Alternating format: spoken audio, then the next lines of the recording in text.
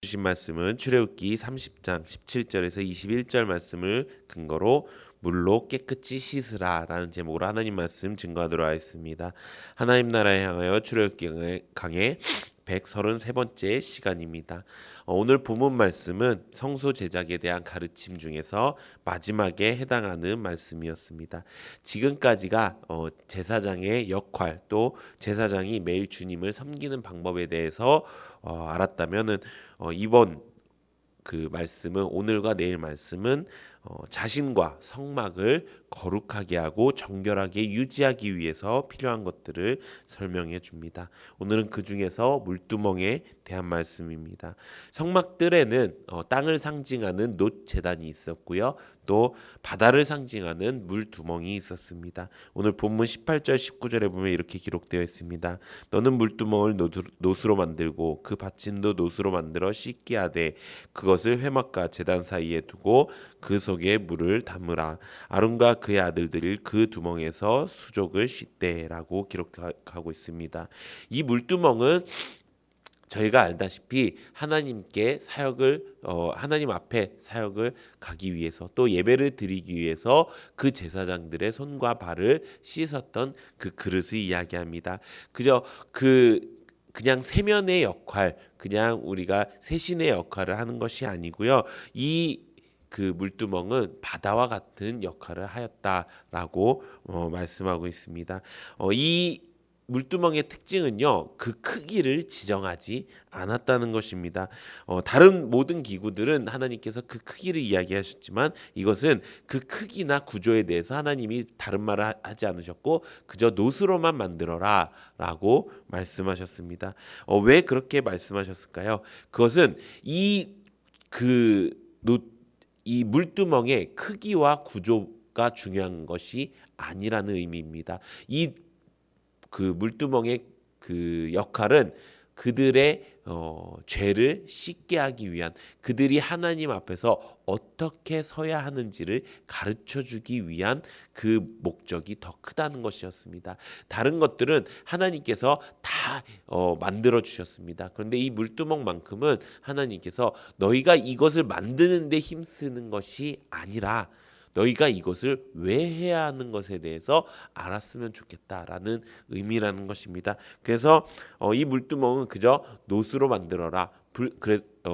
그렇게 하나님께서 말씀하셨고 이 그 성막을 지을 때 불순물 없는 놋으로 이들을 만들었습니다. 출애굽기 38장 8절에 보면은 그가 놋으로 물두멍을 만들고 그 받침도 놋으로 하였더니 곧 회막문에서 수종드는 여인들의 거울로 만들었더라라고 기록하고 있습니다. 그런 것처럼 이것을 그냥 만드는 것은 하나님께서 어느 지정해 주신 그 놋으로 만들어라는 것만 중요했지 그 나머지 크기나 구조는 중요하지 않았다라는 것입니다. 그렇게 물두멍을 만들었을 때 제사장들이 성소에 들어갈 때나 제단에서 제물을 바칠 때 반드시 먼저 손발을 씻었다는 것입니다. 20절 21절에 보면 이렇게 기록되어 있습니다. 그들이 회막에 들어갈 때 물로 씻어 죽기를 면할 것이요 제단에 가까이 서서 그 직분을 행하여 여호와 앞에 화제를 사를 때도 그리할지니라. 이와 같이 그들이 수족을 씻어 죽기를 면할지니 이는 그와 그의 자손이 대대로 영원히 지킬 규례니라. 아멘. 지금 말씀드린 것처럼 물두멍의 그 역할 중에서 가장 중요한 것은 제사장들의 손과 발을 씻는 것이었습니다. 근데 손과 발을 씻지 않는다고 큰 일이 나겠습니까? 라고 생각하는 사람들이 있을 것입니다. 그런데 지금 말씀을 보면은 좀 무서운 말이 한 말씀이 있죠. 무엇입니까? 너희가 죽기를 면할 것이다 라는 말씀이 있습니다. 손발을 씻지 않으면 죽을 수도 있다는 것입니다. 그 말은 무엇입니까? 우리가 하나님 앞에 사역할 때 우리의 모습을 반드시 점검해 봐야 된다는 것입니다. 우리가 하나님 앞에 예배도 드리고 사역도 합니다. 이렇게 지금 이 시간에 나오셔서 그 예배도 드리고 말씀도 듣습니다. 하나님도 만나고 기도도 드립니다. 근데 이 모습이 그저 우리의 습관대로 그냥 매너리즘에 빠진 그런 모습이 되어져서는 안 된다라는 말씀인 것입니다. 하나님께서 반드시 해야 될 것, 영원히 지킬 규례다라고 하는 것에 이 손과 발을 씻는 것을 이야기하셨다는 것은 항상 우리의 예배 가운데, 항상 우리의 사역 가운데 우리는 우리의 모습을 점검해 봐야 된다는 것입니다. 그렇다면 무엇을 점검해야 되는 것일까요? 그것은 바로 우리의 몸과 마음을 점검해 봐야 한다는 것입니다. 하나님 앞에 우리가 구원을 받고 우리는 그리스도인이 되었습니다. 그리스도인이 된 다음에 우리의 삶은 어떻게 바뀝니까? 예배드리지 않다가 예배드리는 삶으로 바뀝니다. 세상을 위해서 살다가 하나님을 위한 삶으로 바뀝니다. 내가 내 일이 더 중요하게 여기다가 사역, 하나님이 주신 그 맡은 사명을 더 중요하게 여기는 삶을 살게 됩니다. 이렇게 나의 삶의 모든 것들이 하나씩 바뀌어 갑니다. 근데 그냥 바뀌어 가면은 어떻게 되는 거예요? 손발을 씻지 않는 거예요. 그러면 어떻게 돼요? 죽기를 면하지를 못하게 되는 거예요. 여전히 나는 그 더러운 손으로 사역을 하고 있고요. 여전히 나는 더러운 마음으로 예배를 드리고 있는 거예요. 그거는 아직 천국 가는 백성이 아닐 수 있다는 것입니다. 그 안에서 내가 분명한 회개, 분명한 물로 씻음이 있어야 하나님께서는 그 사역을 받아주시고 그 예배를 받아주신다는 것입니다. 그런데 되게 신기한 것은 몸과 마음이 이제 같이 움직일 것 같지만 그렇지 않을 때가 있다는 것입니다. 어떻게 그렇게 되지 않을까요? 내가 예배는 나와요. 예배를 나오는 건 뭐예요? 내 몸이에요. 그렇죠? 그래서 내 몸은 습관적으로 계속 움직일 수가 있어요. 근데 내 마음은 그렇지 않을 때가 있어요. 집에서 가정에서 일이 생겼다거나 혹은 내 사업장에서 내 직장에서 여러 가지 일이 생겼을 때 내 마음은 더러워진 거예요. 근데 그 더러워진 마음을 그냥 가지고 나와서 예배드린다는 거예요. 몸은 예배를 드려요. 몸은 습관적으로 나와서 하지만 마음은 그렇지 않아요.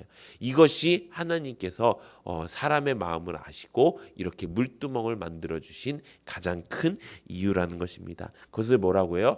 불균형한 신앙생활이라고 이야기합니다. 우리가 주일날 말씀을 들었지요. 어떤 말씀을 들었습니까? 신앙생활 건강하게 해야 된다라는 말씀을 들었습니다. 예수님께서는요, 우리가 신앙생활 열심히 하는 것 너무 지나치게 하지 마라고 하지 않으십니다. 지나치게 하는 것 너무 좋다. 그것도 근데 그것도 행하지만 이것도 버리지 말라라고 이야기하시는 이유가 바로 이것입니다. 신앙에 불균형이 생기면요, 그 신앙은 결국 병들어서 제대로 된 신앙생활을 할 수 없게 된다는 것입니다. 그렇다면 어떻게 균형 있는 신앙생활을 할까요? 지금 하나님이 나에게 맡겨주신 그 사명, 사역, 예배, 이 모든 것들을 다 하는 거예요. 어떻게요? 더욱 열심을 다해서 하는 거예요. 근데 그 열심을 다해서 하느라고 내 가정은 내팽개치고 직장도 내팽개치고 내 삶도 다 내팽개치고 이렇게 하지 말라는 거예요.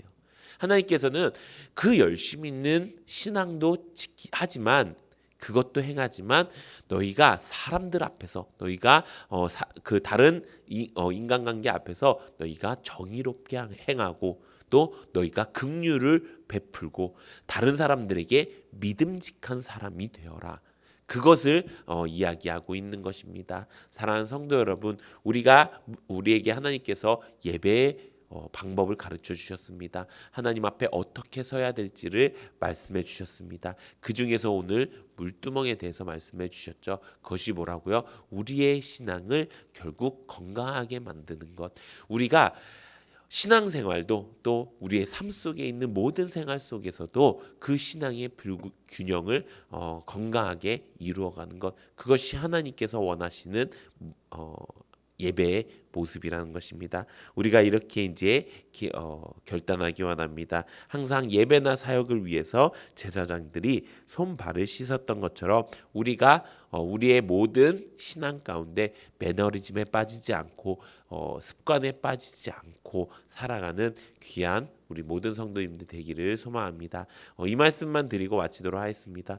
제가 원래 이제 개인적인 얘기는 잘 안 하지만 이번 주에 참 많이 은혜로웠던 모습이 있었어요. 제가 어릴 적부터 처음에 여기 왔을 때는 교회학교 전도사였지요. 그때부터 가르치던 학생들이 있었어요. 그 학생들이 이제 제가 처음에 왔을 때 초등학교 1, 2학년 또 3, 4학년 되는 친구들이었어요. 근데 그 친구들이 이제 어떻게 이렇게 말하면 뭐 만들지 모르겠지만 제 손에서 신앙생활을 배우고 컸어요. 근데 그 친구들이 이제 20살이 되어서 어떻게 됐냐, 교회에 셀장이라는 사역을 맡게 됐어요. 근데 그 셀장이라는 사역을 맡게 되면서 이 아이들, 그러니까 지금은 이제 셀장이죠. 그 셀장님들의 행동이나 모든 마음가짐이 달라졌다라는 것을 너무나도 많이 체험할 수 있었던 주일이었던 것 같아요. 이번 주에 저희 주일 이제 그 일부 예배가 이제 교회학교 교사 선생님들이 이제 찬양팀을 서고 또 이렇게 그 청년들과 교사 선생님들과 이렇게 남성 셀과 이제 예배를 드리는데 평생에 제 평생에 한 번도 그 친구의 입에서 이제 찬양을 큰 소리를 내본 적이 본 적이 없는 그 친구가 찬양을 하기 시작한 거예요. 앞에 나와서. 그러면서 이제 찬양이 끝나고 너무 예뻐갖고 너무 또 감사하기도 하고 나가갖고 이제 인사들 하면서 그 친구가 딱 나왔고, 어이구 우리 셀장님 오늘 찬양 너무 좋았다고 얘기를 하니까 그 친구가 그냥 예 그러고 이렇게 가더라고요. 평소에 반응도 없었던 그러니까 내성적이었던 그 친구가 그렇게 하고 가는 모습을 보고 참 하나님께서 우리 교회를 참 많이 사랑하시고 요즘 교회에 이렇게 어릴 적부터 신앙 안에서 바르게 자라서 20살이 되어서 더 놀라운 건 그 중에 한 명은 제 아이를 가르치는 셀장이 되었다는 것입니다. 그러니까 제가 가르치던 아이들이 자라서 온전한 하나님의 백성이 되어서 또 하나님의 그 사역자가 되어서 그 사역자가 제 아이를 가르치는 이런 귀한 역할을 하는 것을 보고 참 많이 감사하다라는 것을 느끼게 되었습니다. 우리가 건강하게 신앙생활한다는 것, 그것은 우리에게도 중요한 거지만 우리의 대대손손, 자자손손, 우리의 영원히 지킬 그 규례라고 생각을 합니다. 그래서 우리가 먼저 몸과 마음을 깨끗하게 하여서 우리 자녀들에게 또 우리 아이들에게 우리가 본인이 될 수 있는 부모가 되는 우리 모든 성도님들 되시기를 예수님의 이름으로 축원합니다. 이 시간